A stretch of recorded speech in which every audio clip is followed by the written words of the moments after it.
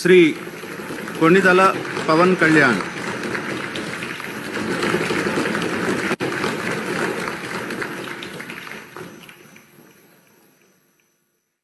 కొణిదల పవన్ కళ్యాణ్ అనే నేను శాసనసభ సభ్యుడిగా ఎన్నికైనందున శాసనం ద్వారా నిర్మితమైన భారత రాజ్యాంగం పట్ల నిజమైన విశ్వాసం, విధేయత చూపుతానని, భారతదేశ సార్వభౌమాధికారాన్ని, సమగ్రతను కాపాడుతానని, నేను స్వీకరించబోయే కర్తవ్యాన్ని శ్రద్ధాశక్తులతో నిర్వహిస్తానని దైవ సాక్షిగా ప్రమాణం చేస్తాను.